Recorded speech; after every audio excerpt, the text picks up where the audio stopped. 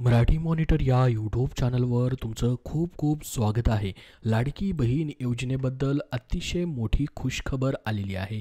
लाडकी बहीण योजनेची आतापर्यंत तुम्हाला 6 हप्ते भेटलेले असतील। 7व्या हप्त्याची तुम्हाला जी प्रतीक्षा होती ती संपलेली आहे।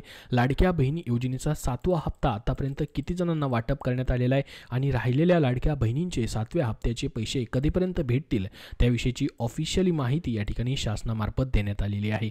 खूप महत्त्वाची माहिती आहे, त्यासाठी या व्हिडिओ नक्की लाईक करा।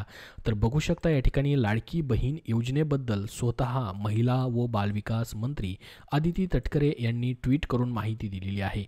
जानेवारी 2025 महिन्याचा सन्मान निधी लाभार्थ्यांच्या बँक खात्यात जमा होण्यास सुरुवात झाली आहे।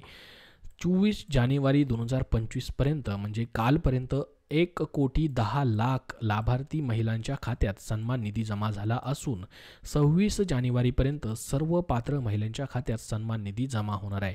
तर ही ऑफिशियल माहिती त्यांनी या ठिकाणी ट्विट करून दिलेली आहे।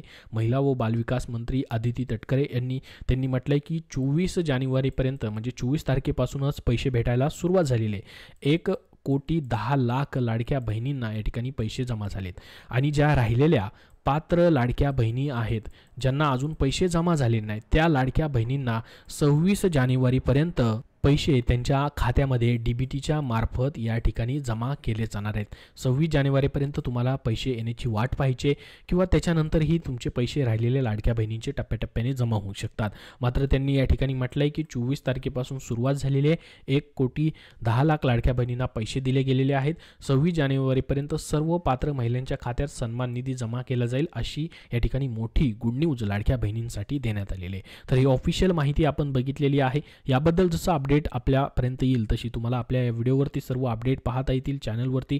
त्यासाठी हा चॅनल आपला सबस्क्राइब करून ठेवा, हा व्हिडिओ जास्तीत जास्त लाईक करा आणि पुढील अपडेटसाठी या ठिकाणी ह्या चॅनलचं बेल आयकॉन देखील प्रेस करून ठेवा जेणेकरून तुम्हाला सर्व नोटिफिकेशन लाईव्ह नोटिफिकेशन येत राहतील।